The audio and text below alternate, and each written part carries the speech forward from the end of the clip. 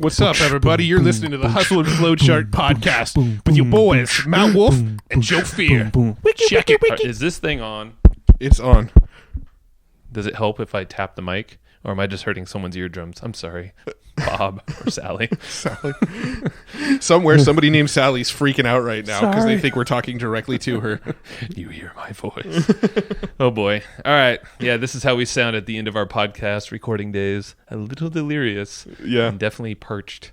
Alrighty. So today, who do we got on the shows? Today we got Lee Goff. Holy moly. Holy moly. Is this like, is he going to like throw a touchdown while we're... that's Jared Goff. Jared Goff. No relation. Man. The funny thing is you're making a joke here, but before we did the interview, you had no idea who Jared Goff was. The name sounded familiar.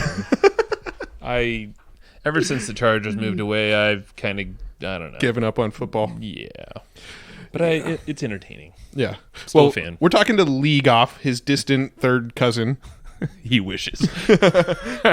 Yeah, Lee is amazing, and this dude he's like a ball of energy, and the second we told him that, yeah, you could say whatever the hell you want and freaking cuss on this show, he just like amped it up like 10 times more. Oh, it was awesome. He was banging on the table and getting just all passionate, and it's awesome because he's really, really passionate about helping entrepreneurs, and he sees all these mistakes that these entrepreneurs are making, and he knows the solution, and you hear the passion come out, and he's so excited to like share what he knows that can legitimately help a lot of people. Yeah, man. Or prevent yourself from some crazy health scare, and which he tells a personal story, and we got real, but like amazing stuff has come from that incident. Let him tell it his journey, and keep in mind, like, he's a big agency guy, so he's sold an agency for millions and millions of bucks and helps all these agency owners and whatnot. But if you are not an agency, please listen. Oh, everything is applicable to pretty much any entrepreneur. Correct. Like, we're not agency owners right now, and we're like, holy moly. Like, there's so many takeaways you can have in this podcast. Absolutely. I mean, we talk about automation. We talk about scaling companies. We talk about avoiding health issues while scaling a company and knowing there's like a lot of stress there. We talk about so much stuff. Just team building, selling, scaling, all of that stuff. Yes. But having a great life too. So you will love it. Love everything about it. Matt, anything else you would love to add here? Lee's got a book coming out. It's going to be pretty cool. I think it's about the time this podcast is dropping, so we'll see. Hopefully it's available. Either way, we'll link you up, show notes and all that stuff. And just a quick little selfish plug to our own traffic course. You've heard it before, but if you haven't, you should go check it out. evergreenprofits.com/traffic. That's basically how we run traffic online to our podcast, to our offers, and how we actually monetize everything is using that system. So we lay that all out. Matt does step by step with videos so you could walk through and do the same thing. So that's evergreenprofits.com/traffic. Wiki. Let's go to Lee. Turn up the energy. Let's go. Can we go to 11? Hey, Lee. Thanks so much for joining us today. How are you? I'm doing great, and thank you so much for having me on today. Yeah, man, this is going to be a fun one. I can already tell just from our pre-call conversation, the energy is going to be high on this one, and it's going to be fun. Yeah. It's going to be high impact for sure. So, well, you're buddies with Chris Martinez and Damian Rufus, like we were saying, two guys that have been on the podcast as well, and are just a shit ton of fun. Yeah, let's bring it, man. I'm game on. So game on. Yeah, man, like those guys are awesome. They're fun. They're high energy. So if we just get half the energy of what those guys give, then this is going to be an amazing show. So that's right. Looking forward to it. That's some low expectation levels. We're gonna get it done today. So that's good. So any relation to Jared Goff? No, I wish. That'd be real. My cool factor would go from like a 1 to like an 8 if that happened. You know what I mean? That'd be like so much cooler. But I wish. No. Man, I wish I'd be like some kind of cousin or something. I'd be like, give me some money. Just 1%. Where are you based out of, by the way? I actually don't think we asked before we jumped on. Well, I'm just north of Atlanta. There is a gorgeous lake. It's called Lake Lanier, and it's just north of Atlanta. And we love it. So it's about 30 minutes from the mountains, about 50 minutes from downtown Atlanta, And all we do is basically it's like a little beach community, but in the mountains, if that makes any sense. So we're all rolling around in flip flops and sandals all summer long on the lake, and that's what we do. So that's super cool, man. I have a lot of family in the South, like South Carolina, so it's I know those parts pretty well. Yeah, good totally. We're laid back, but some of the most intense people you'll ever meet in your life. So. Bring it, man. Well, let's start it off with your story. I mean, for us to get to know you a little bit more and kind of what brought you to where you're at now. Oh, man. Okay. All right. So let's see here. I grew up in South Mississippi, in a small town named Pascagoula, Mississippi, and it's famous for the squirrel in the church. If anybody you get that joke, that's actually funny. If you don't get that joke, then you're like, shut up, redneck. So anyway, all right, but if you get it, it's funny. All right. So anyway, point being is, and it's what really puts us on the map is the birthplace of Jimmy Buffett. So we got Buffett Beach down there, pretty cool. But needless to say, the school systems in Mississippi at that time were left a little bit desired, right? So I barely graduated high school, went off to college, flunked out of college, looking for a job, can't get a job, moved to Atlanta, get an IT job. I'm like, this shit's pretty cool. So what can I do with this? And it was the .com thing. So they literally were hiring anyone to get it to literally, like, you could have fallen down into a job in that world at that time. And that's what I did. So I had some friends, bend it to fit to get me in with a really cool company, learn some IT. And then from there, I went on to a leadership position. And I founded my very first business in 2003. The name of that business called Get You Wired. It's a very big player in the Infusionsoft ecosystem. They're one of the largest partners globally, and have been for a long time. I've built that business into a multiple seven figures digital agency, working with huge names, winning all kinds of awards, like Entrepreneur Magazine type award, all kind of stuff. It's just been crazy. And then I retired from that company at the age of 40 because I had some health issues, some family, got burned out. There's just a whole bunch of crap that kind of happened to me personally. And so I eventually wound up selling that company. So I started in the bedroom, made it to the boardroom, retired from it, and then I sold it at the age of 43. That was 2.5 years ago. Nice. Congrats on that one. That's probably a big weight off your chest. Yeah. It turned out really cool for, really cool for everybody. And so then I had to figure out what I wanted to do when I grew up, because the truth is, retirement at the age of 40 sucks. I will never retire again. I will always have something to keep me going because it's boring. It's boring. Right. How much can I cuss and how much can I cuss and not cuss on this show? You say whatever you want to. We do say, right? not censor this show at all. Fuck. It is so boring, is what I'm saying. So point being is, okay, so I came out of retirement after I sold the company, and spent some time, I had a heart attack, dude. I had a heart attack. Man. Right? It's crazy, man. So I spent some time healing from that, and God has a kind of a way of coming down and humbling you, especially whenever he gives you a fucking heart attack. You know what I'm saying? Yeah. That'll be right. So spent a ton of time with my daughter, and that's kind of what I do now, man. When I grow up, which is apparently I consider myself grown up now. I wanted to start a coaching business, and that's what I've done. So I spent a year. I spent about $250,000 just doing nothing but taking all the knowledge that I had learned over 15 years of coaching, consulting, and building agencies, and I dumped that into my agency coaching program. So there's over 75 tools. Currently, there's 10 online courses. There are going to be 14 of them in the next 45 days. There's a book coming out. It's called Agency Success Roadmap. Super excited about that. The agencysuccessroadmap.com is the URL. There, like I said, book out there, free book plus shipping and handling kind of thing. And dude, by the way, just stop you for a sec. You showed us the inside of that book a little bit, and that thing is like maxed out to the T. If you're an agency owner, that is a must-have. It is. Oh, it's so sexy, dude. I'm so fired up about it.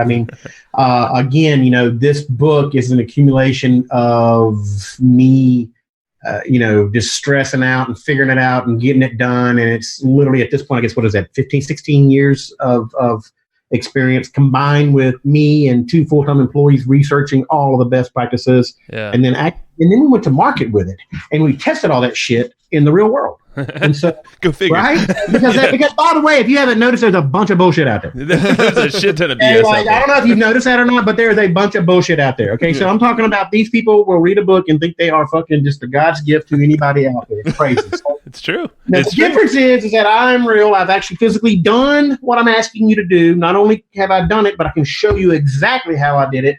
And I took all that shit. I tested it out in the real world. So what's in this book coming up really soon is literally everything I've learned from that, Wow. and it's pretty awesome. It gives you the entire framework and a GPS, like your own kind of growth positioning system, for lack of a better term, right? I like that. Yeah, isn't that nice? That's the GPS actually stands for growth, profits, and success, because you get started in learning how to grow, then you got to figure out how to make profit, and then you got to figure out how to leverage that profit into true success. And so that's what it's all about, your personal GPS to agency success. Yeah, man. Sweet. All right, so there's a lot to dig in there, but screw all the business shit for a second here. Let's talk about that heart attack, because I got a little history in my family of heart issues, so that just rang in my head big and clear. Yep. What did you like? Did you see? I mean, was it a family type of thing, or was it business stress? Like, do you know the factors and maybe some things you would have done now that you know what happened? Yeah, totally. Oh my gosh. Truth be told, is my daughter. I've always been an unbelievably active dad, hands-on dad. I'm always at the events and things like that. Mm-hmm. But when I was there, and one of the reasons I built my first agency was to give me the freedom to do that. Yeah. But when I was there, I was always, meaning I was physically there, but the truth of the matter is she probably could have asked me after her soccer game or whatever, like, Daddy, did you see me do this? And I was probably tuned in on a text, an email, or, I wasn't really physically, I was physically there, but I wasn't really present. Sure. I'm trying to find the word I'm looking for, but my presence wasn't there. I wasn't there, right? I was preoccupied with stress and all these different things, right? And so at the end of the day, whenever God, like I said, when he comes down and kind of, the one I had was called a Widowmaker. Okay, that's the big one. That's the one that most people don't get off the ground of. Okay, so I had the big one, right? The one that Wheezy's calling you up and shit. I don't know if you're old enough to get that joke, but Wheezy's calling it bad.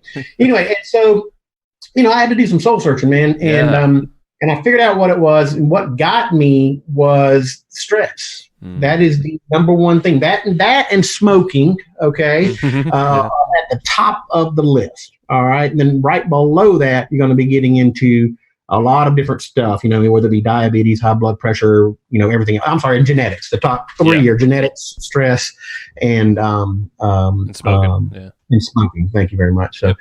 So I had stress was the big one. My father passed away from a heart attack, but he was 73, so it's not as much genetic in my particular case as it was what I call the small business diet, meaning whatever the hell you grab me is fine with me. Just make it fucking fast. I don't care. Mm-hmm. So, whether it be Taco Bell or wherever my 22 to 28-year-old engineers were going at that day to get food, I was like, just grab me whatever the fuck. You know what I'm saying? So. Yeah. And of course, they brought back what 22-year-olds would eat. So, that's what I was eating all the time, right? Moe's. And of course, that's what I wanted too. I had grown accustomed to it. So, So the small business owner diet, the stress, those were the two major factors in my deal. And so what I would do, the advice that I would give to you is just one, clean up your eating habits.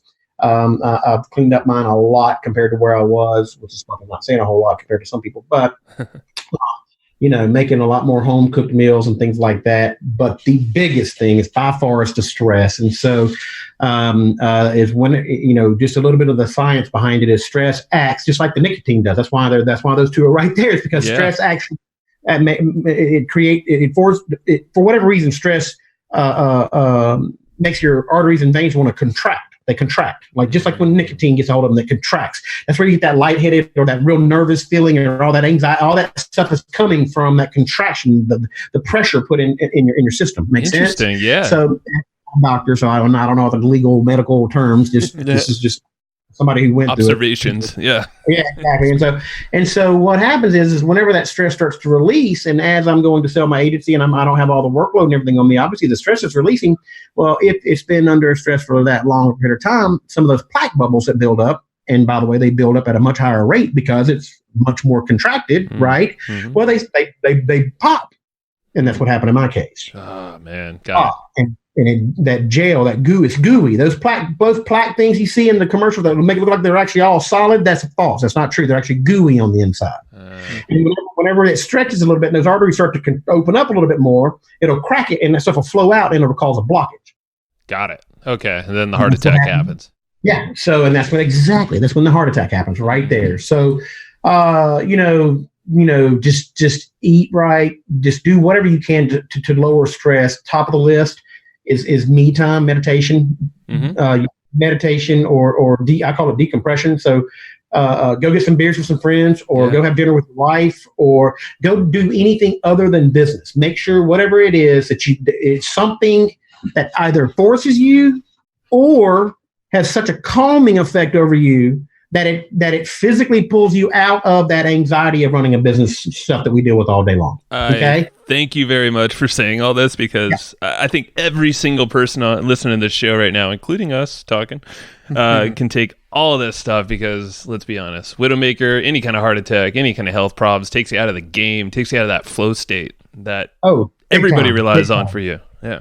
Big time. So anyway, I could ramble on about this forever, but no, that's good. So I'm assuming this was a pretty big catalyst for you to want to systematize and automate and just work less in your business, right? Was that kind of the major catalyst behind it all? Oh, that is the catalyst behind. There's a lot of it. Whenever you go to sell a business, there's a lot of factors that come into it. When you start a business, there's a lot of factors that come into it. But the biggest catalyst is that I don't want other agency owners to experience what I experienced. Amen. Yeah. There is an easier way to do it. Okay. When I was building my agency, there literally was not a roadmap out there. There just wasn't. It was too damn new. The fucking industry had just literally popped up out of nowhere when Al Gore invented the internet. Okay. So, literally, it didn't even fucking exist 20 years ago. That's a good point, actually. I've never thought about it that way. Agency just popped up. It really never existed. Dude, I don't know how long y'all been around, but it was called web marketing at first. Then it was called internet marketing. Okay, now it's called digital marketing. That's the evolution of it. But anyway, point being is that, there wasn't a roadmap on how to build a successful professional services business in the virtual world. Okay, obviously there are millions of examples of building a professional services business, like a CPA, attorney, you name it. Good God, there's 3 billion of them out there. But the difference is they actually physically give you like a stack of papers, or they give you, there's physically something you get a check in the mail or whatever the hell it is. You get some kind of physical reward on that. Mm-hmm. You don't get that in our space, and that changes the game from the psychological ability to see the value proposition in what you deliver. Meaning the expectation levels are all fucked up and it's your job to take care of that to get it fixed. And expectations can make or break anything you do, anything you put your time into. It doesn't matter in life, it doesn't matter what it is, especially in business, but in relationships and everything. If the expectation levels and communications break down, it's not if it's going to break, it's when it's going to break. Sure. Yeah. So is this a reason why a lot of them fail, agency owners? I think that is part of it. Yes, I think that is 1% part of it.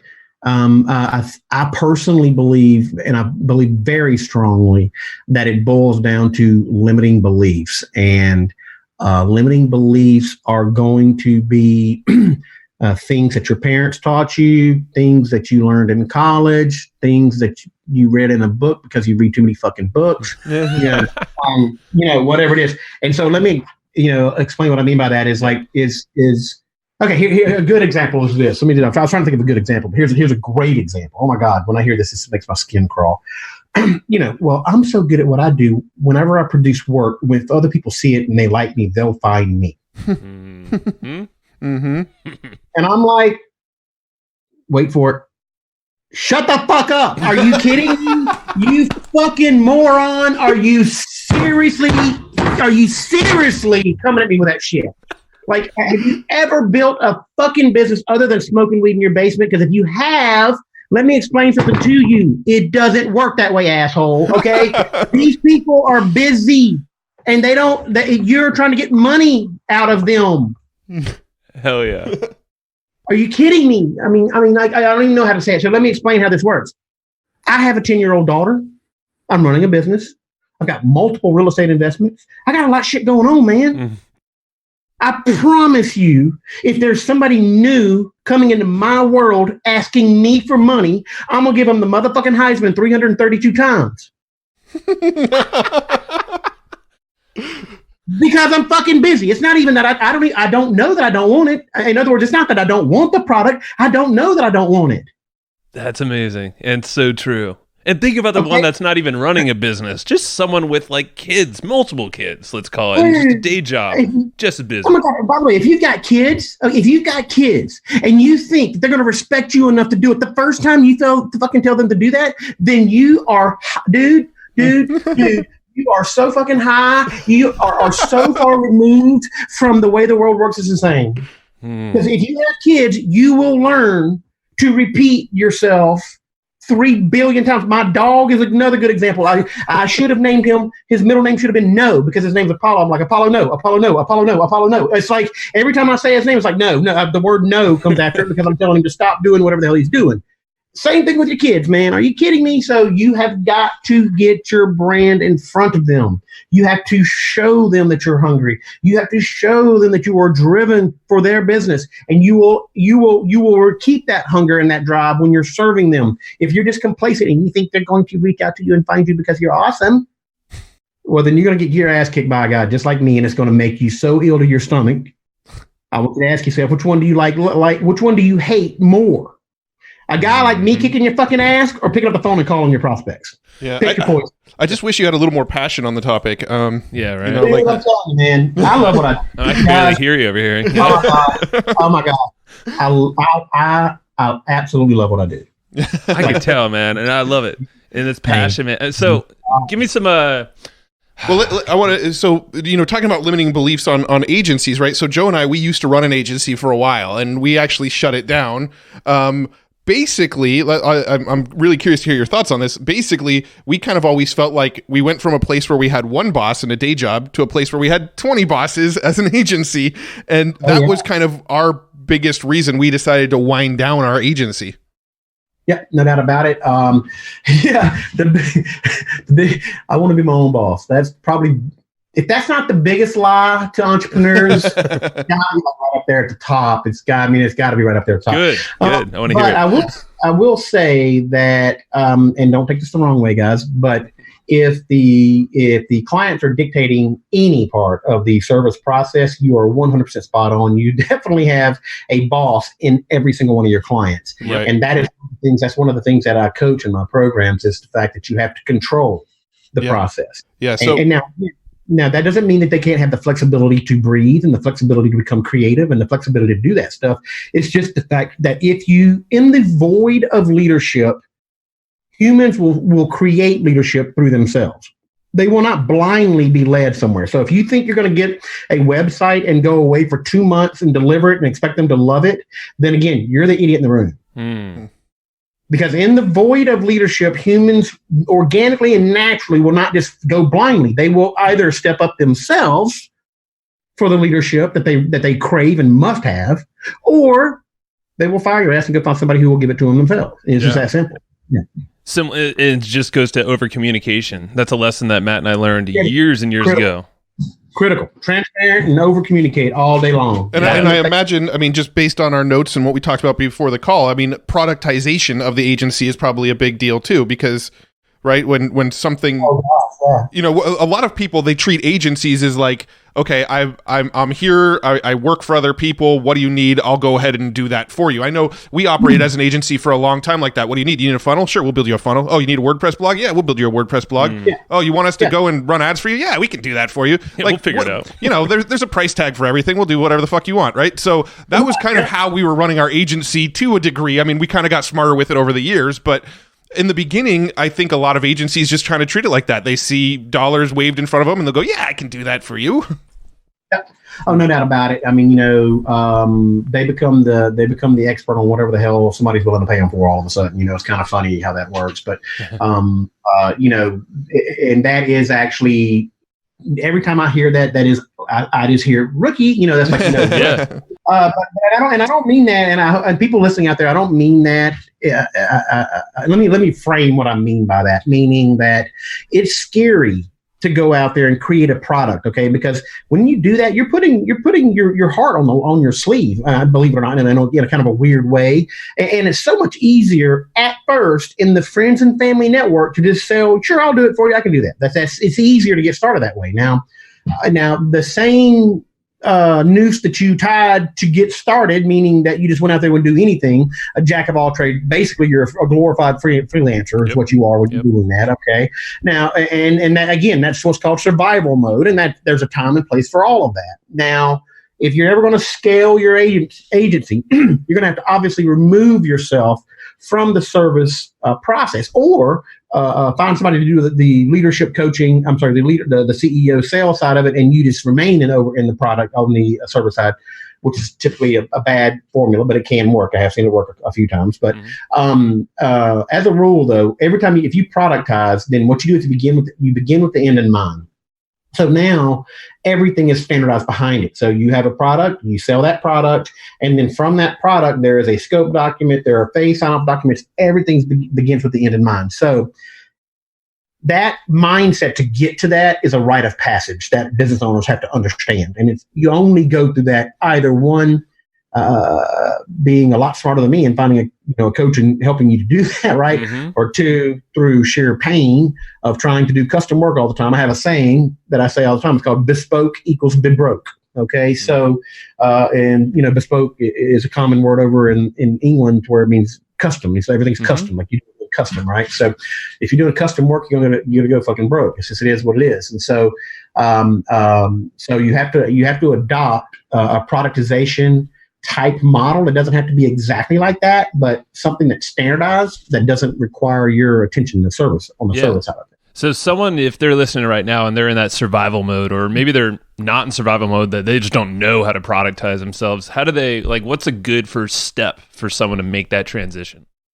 The very best first thing that you can do, okay, is one is pick a niche, okay, because whenever you're trying to create products and you don't have a specific target to go after, then it's so much harder. So let me give you an example, okay. So one of my students agencies going through my coaching program, they picked what's called the craft brewery to niche out in, and so whenever you try to create a product around a website for a craft brewery, then you can have the untapped API integration, Google, all the things, the real bells and whistles that they specifically need for their craft brewer, for the craft brewer industry, right? That's a product that has a lot of value. You can actually tarball, you can back that sucker up and reload it and send it out 5,000 times, and nobody's going to care because it's going to be fucking awesome. Yep. Okay. Now you can't do that whenever you're trying to build a product for everybody, because the value proposition is not there. Great, I'll install WordPress for you. I mean, I appreciate that. You know, like you and every other swinging Richard in the world. You know what I'm talking about? Are you kidding me? I mean, come on, man. So, I mean, who cares? I mean, who cares? Go to GoDaddy, click the fucking button. You got WordPress. There it is, right? You're a commodity. There's no value proposition there. So the best advice I can give you is create it like Legos. And I actually got an example here. I can't show you, but it's Legos. And so what you do is you got to get them extremely granular. Okay, so you'll have if you've got kids or if you just like play Legos, you got a base, okay, and then you have large Legos, you got smaller Legos, you got Legos with angles and all these different types and shapes and sizes of Legos. But ultimately, all Legos can be fit together to build out one custom package or robot or whatever the hell you're trying to build out with, whatever you're trying to build out with the Legos, right? Mm-hmm. And so whenever you build it out like that, where you get very granular and you create these products in a very object-oriented type fashion, then it gets really cool because you can totally standardize the service department behind all of those individual Legos. So sales goes out and says, hey, I'm going to be selling to underwater basket weavers in California. Mm-hmm. So they take, SEO product number one, website product number one, citations 50, whatever the hell they are, whatever it is, and they go out and they build it up, and to the underwater basket weavers, they think they just got a custom hybrid supercar Tesla type thing because it's perfect for them. Mm-hmm. Behind the scenes, the guys actually implementing it, the implementers see it that it's Lego number 4, Lego number 8, and Lego number 12. Piecing it together. There's a predefined service structure for each one of those. Again, if you've ever bought a new car or customized a new car or went to the Tesla website and built one out, there's a glorious feeling that comes along with it. There really is. If you've never done it, I hope you get the chance to do that one day. Yeah. Where you physically build your perfect car. I built mine. I got a truck. I got a big old. It's called a power wagon, like total redneck truck, but it's awesome. So and I custom built it. I'm telling you, man, when I picked that truck up, I was like, oh my gosh. I mean, I felt like Superman, dude. Yeah, that's you. I mean, you applied whatever freaking color. But the reality is, there's probably another 1,000 fucking trucks out there just like it, dude. Exactly. Exactly. I mean, you know what I mean? And so that's the beauty of it, is you got to create it in a way that your sales staffs can build out custom solutions for people, but it still allows you to standardize everything behind the scenes. So. That's freaking awesome. So you mentioned niche. So, figure out whatever that niche is, whatever the hell you want to call it. Craft brewery is a great one. We actually are in that space, so we took a little note. We're like, we'll have to follow up on this one. Really? Yeah. We have a few things dabbling in that space.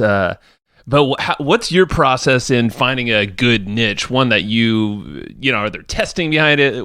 What's the process? This is something that Chris Martinez said that we had to ask you, by the way. That is true. That you are a ninja when it comes to figuring out how to pick the niche. Oh yeah, no doubt about it. I created a 10-step niche process. Okay, so it's called the niche down process. As a matter of fact, this is the very first webinar we do in the webinar series. Perfect. Exactly, which is pretty cool. And so in that chat, and there, like I said, I can't get into all the details on it, but there are 10 steps. Okay, and the first step, okay, is going to be, let me pull up my little notes here. Okay, is it digitally friendly, right?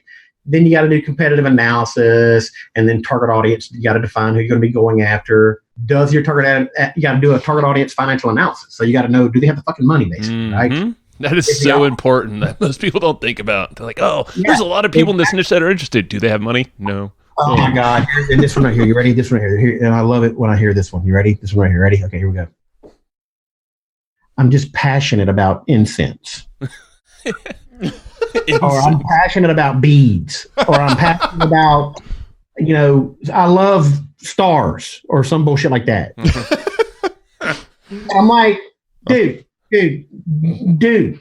that's called a fucking hobby. Okay, that's what you do. That's what you do. That's not a business. I mean, that's not a business. Yeah. I mean, it's like, come on, man. I mean, you got to, business is business. You're there to do. Hopefully, if you're doing it right, you got to have a higher purpose. You're start giving back, to something out of a higher purpose, right? But you're also there to feed your damn family. You know what I'm saying? So let's call it what it is. So, and then you got to look. So after you get done with the target audience financial analysis, you got to look at the opportunity in the niche at that time, right? Then you got to look at long-term opportunity, okay? And then this one always helps. Call me crazy, but you need to have a little bit of genuine care. You actually need to give a fuck, basically, about these people that you're about to go try to sell stuff to, okay? Now, you don't have to be passionate about some unicorn, fuzzy rainbow incense thing that loves stars or nothing, okay? But you need to care about these people, okay? Or whoever it is you're going after. And then, of course, you need to figure out, how do you get in front of your prospects? And if you can, and I have a formula, right? If you cannot answer those questions, then you probably don't need to go down that niche, because you can't get in front of them, okay? Yeah. And then you really need to understand, intimately understand their pain points, okay? And again, I have an entire niche down, like spreadsheet and all these different things that we go through and all this different stuff that we go through to make sure we get in the right area. Sure. That's the 9th step. And then the 10th step is hire a coach. Because the reality is, there is absolutely no substitute for someone who has fucked up as much as I have and knows where not to step. So it's 100% true. Just in anything walk of life that you want to go down, it's like, why are you going to try to build it yourself or figure it all out? It's like leverage. Yeah. Talk to someone. Connections. Yeah. Amen. So, yeah, man. That's super helpful. And yeah, just that process. So is there a webinar that's live right now that folks can dive deeper in on? No, actually, I guess I should have been. We're right in the throes right now. We have an annual webinar series that we're launching. The first one is going to be on January 31st. And that one is going to be the 10-step niche process. And I've got a ton of referral partners that are basically going to be promoting it all over basically the world. And so everybody should be hearing about it hopefully pretty soon. So. Sweet. Cool. So I want to talk about scaling agencies a little bit. Did you have something else you wanted to say on that before I switch topics? It's just going to be a monthly webinar. It lasts all year long, and you can learn more about that at marketingagencycoach.com or agencysuccessroadmap.com. So. Sweet. Yeah, we'll definitely link that stuff up in the show notes for anybody listening, so you can go check it out and get on the mailing list and all that kind of stuff, so that you'll know when that's coming out. Perfect. Now, as far as scaling, what sort of challenges do you see a lot of businesses have with scaling? What sort of roadblocks do you see people having? Man, almost always they can't get out of their own damn way. It's like, yeah, there's a lot of things that happen both on the sales on the sales and marketing side and the service side. So on the sales and marketing side, okay, let me just go ahead and burst your bubble.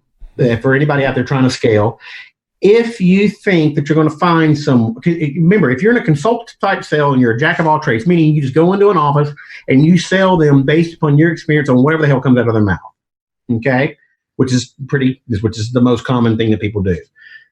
It's impossible, not impossible, just about impossible to find anyone who's going to be able to sell like that other than you that will stick around for any period of time. Because if they can do that, why the fuck do they need you? It's true. Okay?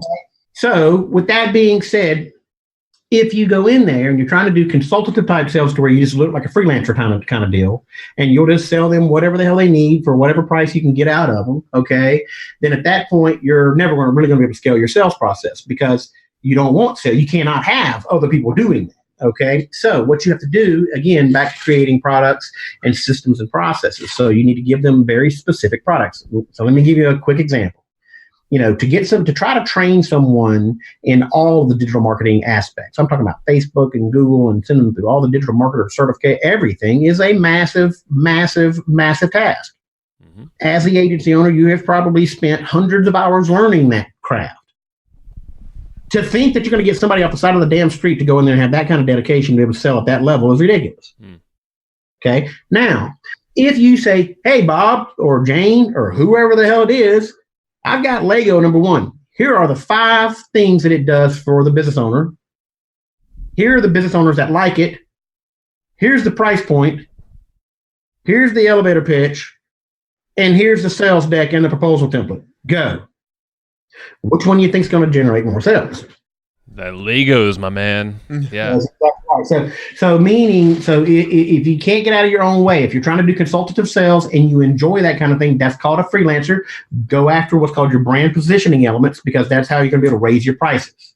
But if you aspire to scale your agency and grow your agency to where everything's not tethered to you, you're going to have to learn to be able to get out of your own way, create products and create systems and processes that allow other people to do it without knowing the whole secret sauce. So would you go after, so thinking about it that way, Lego pieces, would you go after individuals that maybe can, do they have a history or are they kind of more or less a blank slate so you can mold them how you want them to think and act? Yes and no. So different levels. So meaning at the business development level, okay, you're definitely going to want to go after somebody with some experience because they're going to be what's called whale hunting. Meaning they're going to go out and they're going to try to find a Matt Wolf or something to put them on their podcast, to get in front of thousands or tens of thousands of people or whatever, right? Or, meaning there's going to be a much higher level relationship. If some idiot had gotten on the phone with you guys at the first, I would not be on here with you right now. So you can't have an idiot negotiating these types of deals. Correct. Make sense? Yep. And this is just one example. There's millions of sponsoring and business development's a totally different beast. Now sales, I'm all about getting I just want somebody who's not going to lie, not going to steal, and is hungry. I mean, really hungry, because it's my job to give them the leads. If you think that you're going to just hire somebody that's going to go generate leads and then sell it and then hand it over to you, again, I got a bridge in Brooklyn. I'm all about selling. I give you a damn good price. It'll work out really, really well for you. So, but it's not going to happen. It's just not going to happen because, again, that's the essence of building a damn business with all the white label partners nowadays, especially. That's true. Okay, so again, just kind of get out of your own way and systematize things is about the best answer you can get on that. So, well, speaking about that, automation, I'm sure there's a lot of ways to systemize your agency so you don't have to hire a shit ton of people because that's the other thing that we didn't want to do back in our agency days, even though we're doing it more now, is have this massive team around us. So how do you use automation in your agency? Oh man, I had a paradigm shift after I had 40 something employees at my first agency. and nothing against employees, but I don't want to them anymore. Okay, so with that being said, I automate first. If I cannot automate, then I vendor contract second, and if I cannot do that, then I employ. And so the same kind of mentality needs to be around for agency owners. Okay, so for example, last year, the very first year I launched the coaching business, I did $200,000 with 0 employees by myself. Just 100 by myself. Everything's automated. Okay. Now, as I'm going down the path and I'm launching different things, I'm going to bring in, I'll probably bring in somebody to help. But you should think automation first. Okay. Always. And the reason being, there's multiple reasons why. Is that one, the act of automating something forces you to standardize it. You don't have the option. If you're going to automate it, you must standardize it. You have to. Okay? Or you'll be automating until the day you die. True. Okay. So that's one big reason. And so a specific example on the sales and marketing side, which is how we went down this path, is every single time you get a lead, okay, every single time you talk to someone, if you are not putting that into a CRM and brand penetrating them through automation, one of your competitors and your competitor is going to kick your ass because they're getting all that data. It's part of my coaching philosophy. It's called lead harvesting. Yeah. And so everywhere you go, you take a photo of every business card you get, you give a little whatever. I mean, just no matter who you talk to, every single time it needs to go into your database, and there needs to be automated email sequences so that are following up with them. And when you do that, you're building your database so you can reach out and touch more of your target audience. You can now upload that to Facebook. You can do webinars, special promos, end of the year discounts, all kinds of stuff. Now you're in control of your own deal. And the automation is actually building brand awareness for you. So smart. So when you go and work with an agency client, what are the first handful of things you tell them that you got to get this automated? That really depends on the side. That really depends on the agency. So let me get a start. Let me tell you startup. Okay, like somebody just getting started. Okay, your sales follow up. You must eliminate follow up failure out of the gate immediately. Before you ever open the doors, you better have some kind of automated follow up system. So that way, every single time you get a lead or a prospect or a contact record of any sort, you're building upon it. Your success is building upon your success. Okay, if not, then you're the idiot. You're taking the business cards, putting them on your desk, never following up with them, and 6 months later, when you're sick of looking at them, you throw them away. Okay, so don't be that guy or girl. Okay, make the hard work you're about to do count. Make it go somewhere. So put them into a database and follow up with them automatically for damn sure. Okay, immediately after that. Okay, and I mean immediately after that, whenever you're going to be getting into the $500,000 to the $1 million realm. It's going to be a lot more about standardizing and automating your contractor and employee onboarding, and your new client onboarding. So that's just one example. And the reason that's such a big deal is because the more you can standardize it, again, automation forces you to standardize it. So the more you can standardize it, the more streamlined both of those become. So when you go to sell a business, there are 2 factors among the other thousands that come into play that carry a lot of weight. And that is your ability to take some idiot off the side of the road, plop them into a chair, and generate profit with them. Hence, getting an employee in up to speed and producing profit. Hence, the employee training onboarding. Yeah. Okay. Now, another one is what's called time to close. Okay. Meaning that the amount of time that it takes from a prospect to come into your basket all the way to the point where they purchase and are onboarded, like they're a client. Okay, so meaning if it takes you on average from initial contact 2 years to close a $2,000 deal, there is not an investing group in the world that will even look at a damn thing you do. There's not enough return on investment too fast. Right. Now, if you can get a prospect from point of contact to close on a $2,000 to $10,000 deal within less than an hour or 2 of actual communications, a human being physically getting on the phone and working, okay, then there Are you kidding me? That fucking people will throw money at you. Okay, I'm talking about, sure, how much do you need? How much do you need? How much do you need? Can you get more leads? That's all they're going to ask. Okay, because it's a predictable and reliable outcome in both scenarios, and that's what people pay for. Love it. Now, I'm getting the feeling that automation, you say automation first, and it forces you to systemize, standardize. Yeah. It goes back to almost, I would imagine this creates a new mindset for the business owner too. By forcing starting with automation, you're changing your mindset. Now you're seeing shit happen that wasn't happening before potentially. So you're like, oh. Yeah. And that goes back to that begin with the end in mind.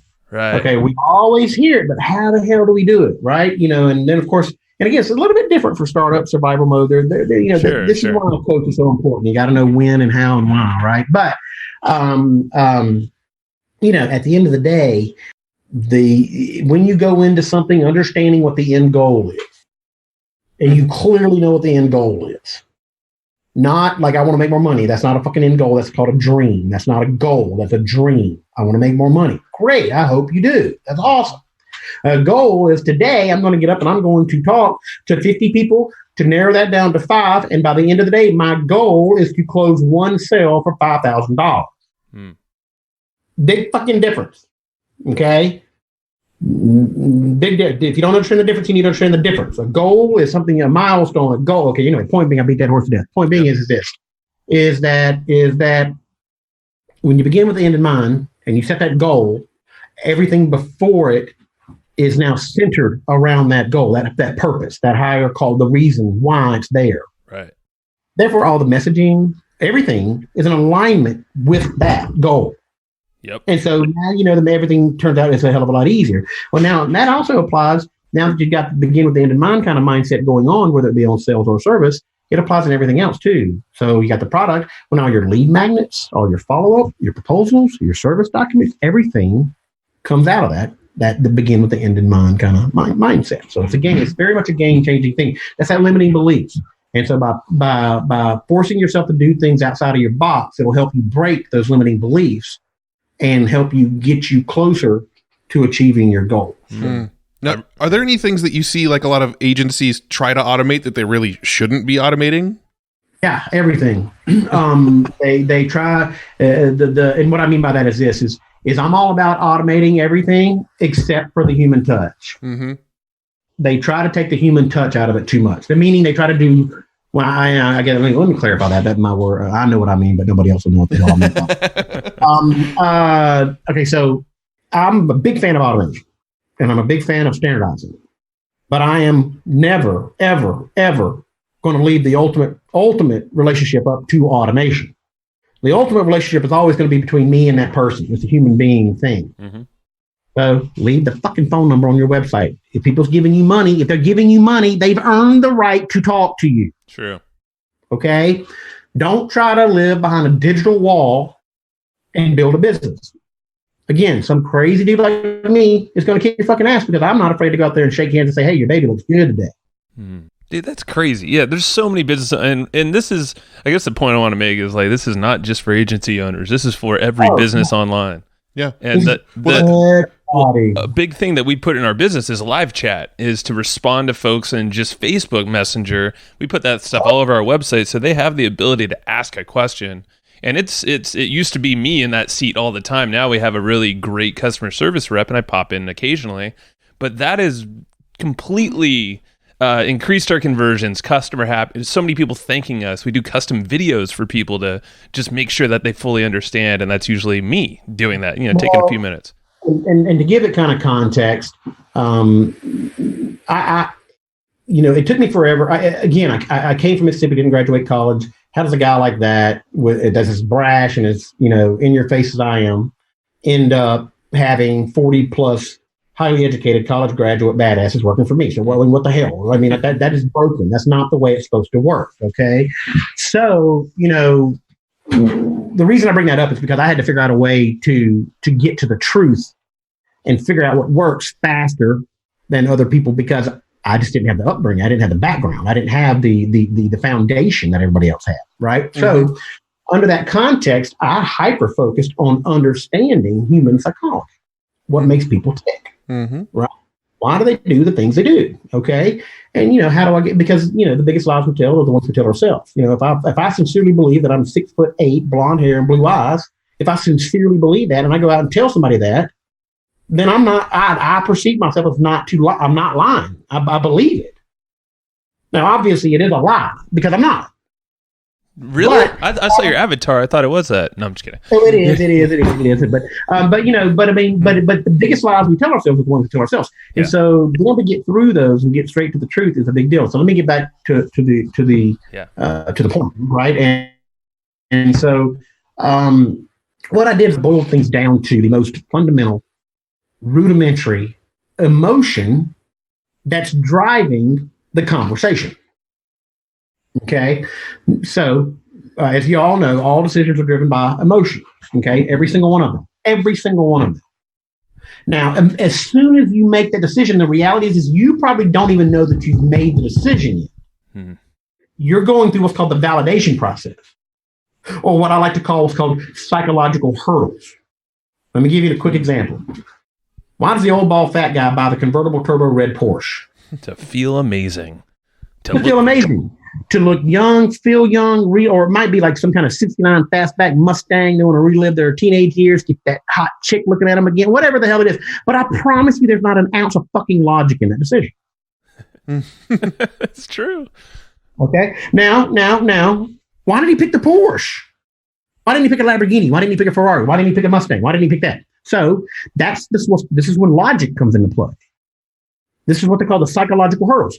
Okay, I picked the Porsche because after all of the reviews, okay, it has 5-star crash test rating. It has best gas mileage. You're reviewing the specs on the whole thing. You're going through all the details. And if at any point in time during that, the congruency or the alignment with your emotion gets out of alignment, then you remove it and you go find something that is in alignment with your emotion. Make sense? Mm-hmm. Okay. All right. So the sooner you can get to the fundamental emotion behind what's going on, the sooner you can actually see the psychological hurdles, the pain points. Yeah. Okay. And once you understand that, it's like giving candy to a baby. Okay. So where I'm going with all that is the emotion behind it. The sooner you get to the emotion behind everything, in the beginning with the end in mind, everything gets easier. You sell to the emotion and everything is a whole lot of just 10 times easier. So can I answer your question?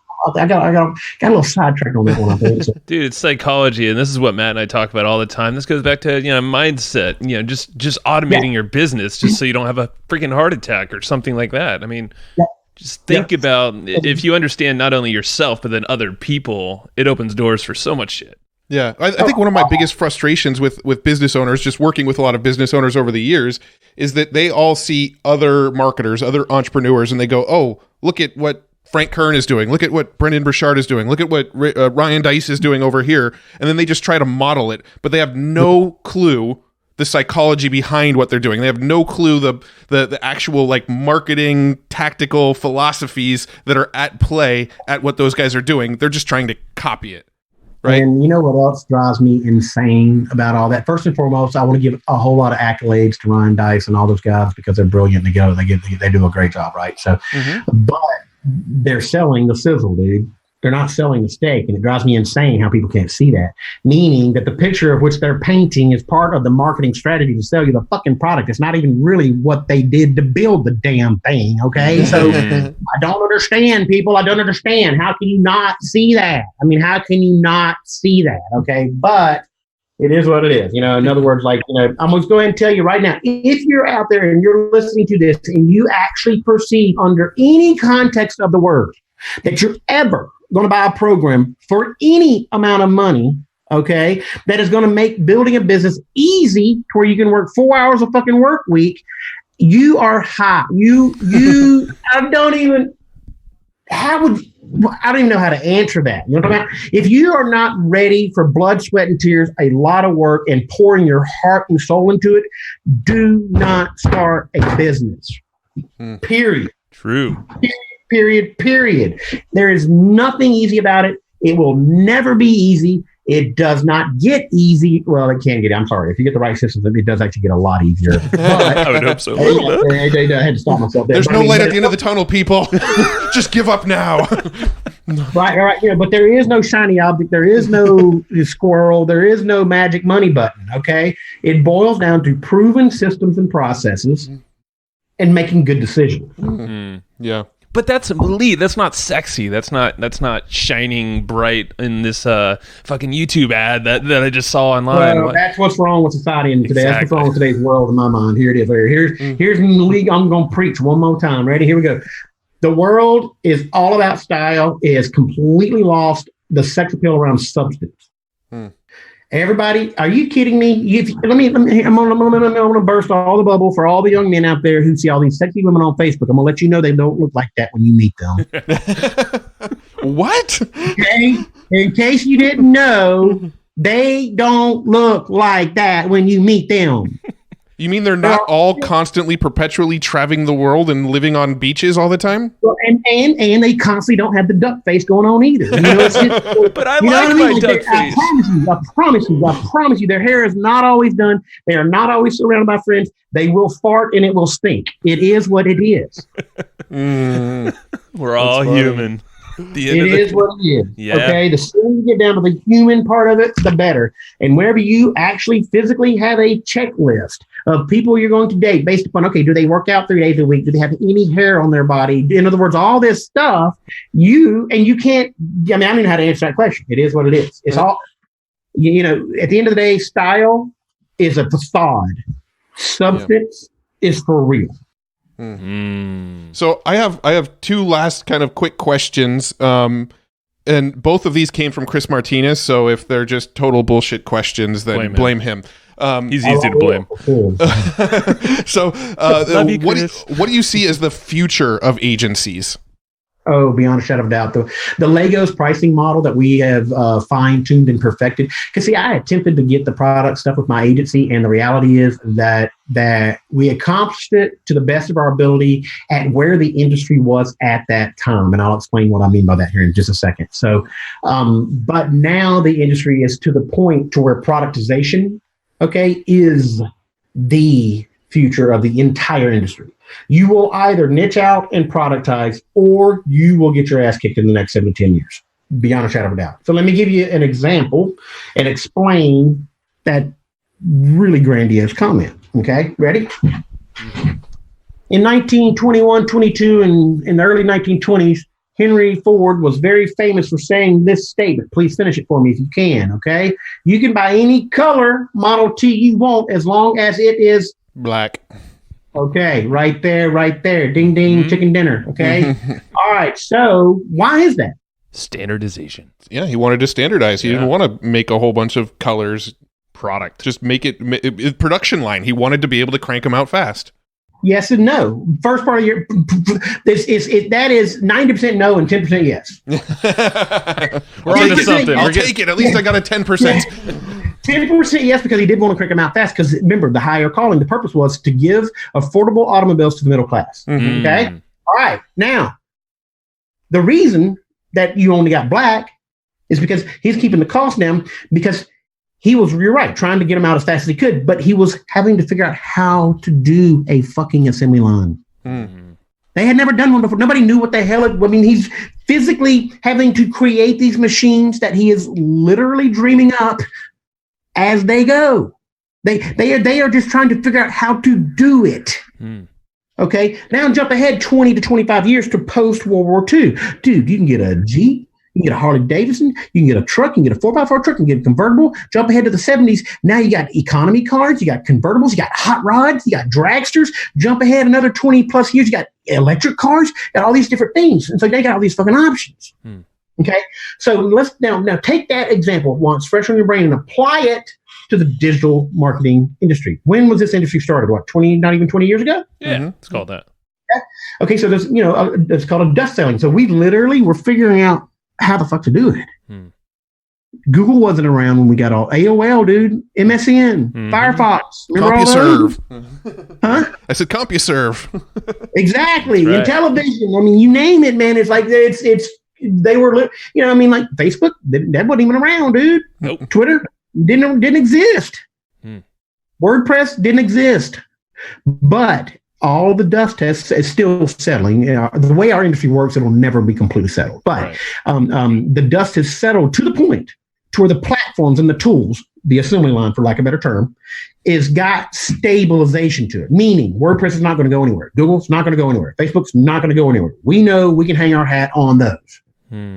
So you can now get out there and build much more customized products to serve specific pain points. So now is the time to get out there and do that. And if you look at this throughout history, if you apply this to history, right now is the real gold rush. What a lot of people don't know is that the very first United States gold rush was actually in Dahlonega, Georgia. And there's one in North Carolina. They debate North Carolina. There's one in North Carolina. There's one in Georgia.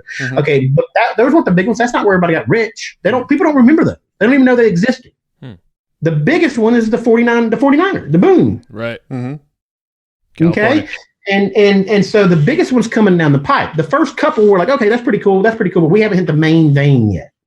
And this is not some kind of freebasing freak show, okay, people? So don't be thinking like that, okay? So anyway, point being is that we're about to hit the main vein of the gold rush of digital marketing, and it's coming down the pipe. And productization and niching out is the path. That's the pickaxe and the shovel and all that fun stuff.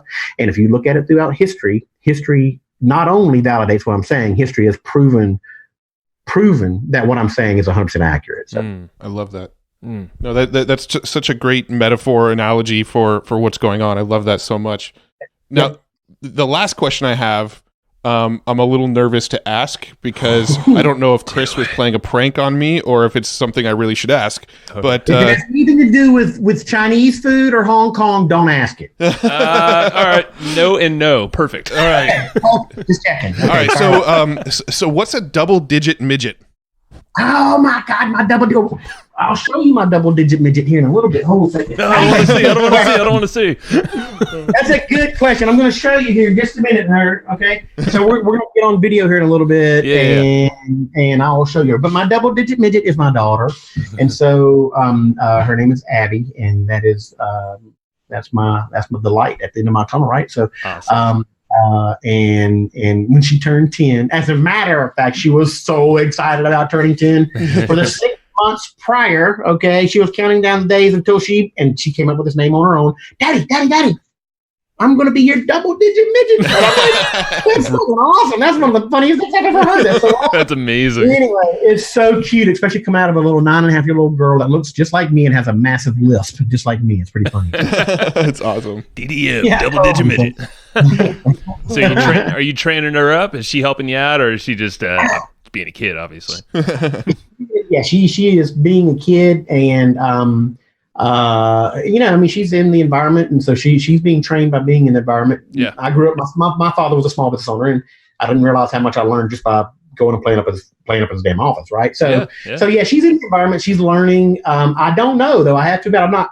She is not an overwhelming dominant entrepreneurial personality yet, right?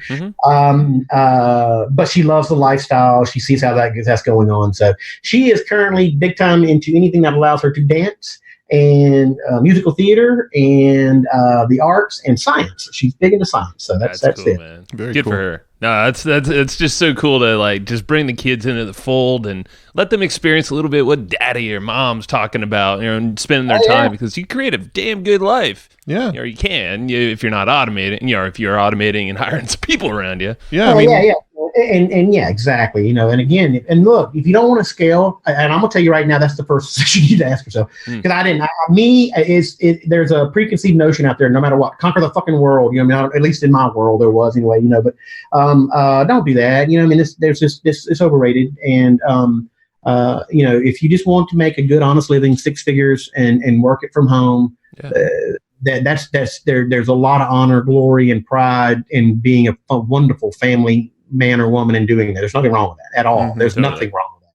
And so just know that. Matter of fact, I got a great vlog article on my blog blog that explains it. So just to scale or not to scale is the name of it. So that'd be cool. We'll link that up in the show notes too. Yeah, no, I love that. I've got a 4-year-old and a 6-year-old, and they get to reap the benefits of the lifestyle that we've created. My wife's a stay-at-home mom, and we get travel like once a month. We're kind of doing little mini trips here and there, and most families don't get that opportunity. They're working a 9 to 5, and they only have so many vacation days, and so the lifestyle that we've managed to create has been amazing, and they get that trickle down effect from it. Yeah, no, my vacation last year was I think it was an 8-day trip to England. Nice. We went to and I call them workcations. Okay. Yeah. And now I have those now. I didn't really have those before. This is kind of a newer thing in my life. And so every summer I'm going to try to have like a big trip, like a 7 to 10 day trip. To where me and my daughter go somewhere. And this last time I spoke at an event in Manchester, United Kingdom. Mm-hmm. And that took up like the first 3 days. And then the remaining 5 days with travel and everything, 3.5 days. But we took the Virgin Speed train down to London and hung out in the River Thames and all that stuff, and went backcountry, and we just had a killer freaking vacation, right? That's awesome. Meanwhile, I closed, I think, 3 or 4 clients out of that trip, and all that fun stuff. The entire vacation was 100% paid for, plus, right? So, yep. You can't get better than that, man. You can't get better than that. It is what it is, and I love it. And I hope, I'll tell you what, let me just not get too cheesy here. Do it.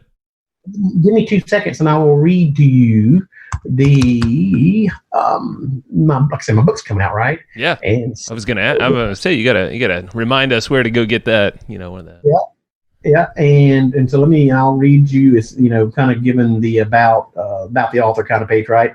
And this is what it says, and I love the way this turned out. We spent some time on this. So I'm Lee Goff, and I'm in business to do one thing: make agency owners' lives easier. While building my agency, I would have given almost anything for a book like this one, or a program, or a webinar series like this one. Literally a roadmap that can provide the exact path and steps that you need to grow your agency faster and do it with less stress. Okay, what I'm doing is I'm working my ass off to help you fulfill your version of the American dream. So. Love that. I love it. You're doing it for them. And that's the bigger purpose, Well, them and my, it's both, and it feels good to be doing it. It feels good to be serving a higher purpose. Sure, yeah, for sure. Now, on that topic of books, are there any books that you find yourself coming back to often, or recommending often to other people? Oh yeah, definitely. So, where to start? Let's see here. I'm sorry, I'm looking at my bookshelf behind me here. So let me add to that question. Actually, I'm curious because you mentioned that you've really studied human psychology, and I'm curious if there's any books in that realm, because that's something that really fascinates me. I loved Cialdini's Influence. But that's really kind of my only dive. Persuasion and Influence are kind of my only dive into psychology. So I'm curious if you have any books in that realm. Actually, you want to. This is I don't know how this is going to sound, but there's one of them called Lie Spotting by Pamela Meyer. Have you ever heard of that one before? I have not. No. Lie Spotting, LIE. Yes. Yep. Lie Spotting by Pamela Meyer. There's a YouTube video about 18 minutes long, and what it does is it gets into the psychology of why and how we do things. So, for example, whenever people are talking, okay, again, the reality is. Nobody knows the exact number, but about 70 to 80% of every fucking thing you hear all day long is a lie. True. And that's the only true thing you probably heard all day today. Okay. At least you're honest. And the reason I say that is not because of malice or not because anybody's trying to screw you over. It's just because they believe they're on bullshit. Yeah. That's it. And so once you understand that, I'm telling you, that right there really changed a lot for me. And then another one is actually The Art of War. And it's not really a human psychology book, but it's a human tendency book. Yes. And if you understand the different types of spies and how to outflank people and do different things, all of those things work and have worked for thousands of years because they understand human tendencies. And tendencies are in a big, and I mean big way, much more predominant in our lives than you would ever think. Okay. Yeah, we have a tendency And that makes so much sense too, just with the philosophies that you teach as well, because you always start with the end in mind. And a big philosophy from the Art of War is that.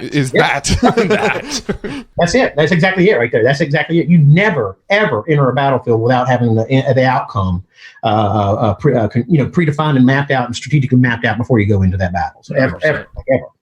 So awesome. No, I think understanding human psychology, tendencies, that's everywhere in life, anything you ever do. And the second, and just understanding yourself, because Matt and I have been on that path probably the last 2 years mainly, and you're like, holy crap, you can let yourself off the hook of certain things, or like, hey, okay, this is something I really love, let's focus here. And it just helps everything. Yeah, the biggest strides we've ever made in our business have come more from personal development than business development. Totally. Oh, always. That's back to that limiting belief things. I mean, I'm telling you right now, as you evolve and you grow as a business owner, every single thing that is broken with your business is your fault. Mm-hmm. Yep. I would completely own that. That is a 100% of the time comment. Okay, without fail, it is a stupid preconceived notion you have. It is a perceived value that you place value in that you should not place value in. It is something your mama said when you were 4 years old that you don't even know she said, but it's so deeply ingrained in you. You don't know why you do it. You just do it. Mm-hmm. And it really is that simple. This is a good conversation, my man. All right, so remind us, where can folks just get that book, find out more about you, get on this webinar when it's ready? Yeah, man, agencysuccessroadmap.com, and that's the name of the book.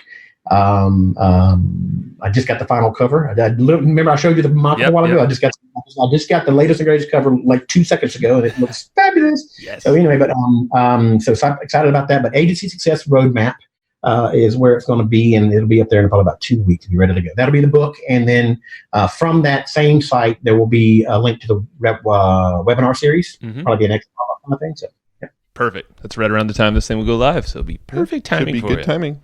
Right on. Perfect. Man. This has been cool, man. It's a great conversation, and right after this, let's do that little quick video. We'll share that with everybody. Put it probably on the show notes too. Will work. Perfect. Let's do it, man. All right, man. Great Appreciate your time. so. Have a good one, dude. All right. Thank you, and I hope you just enjoyed this episode you just listened to. Now, right now, before we sign off, I have a few things I would love for you to do. So the very first thing is to go find our guest on Facebook and tell them that you loved their episode with us. That's going to help them just feel good about themselves, but also it's going to spread the word a little bit more for us. So go find them on Facebook. Everybody's on Facebook, and go say that you love their episode and maybe one cool thing that you learned there. The second thing is to go to iTunes and subscribe to our podcast. Just look up Hustle and Flowchart and hit the subscribe button.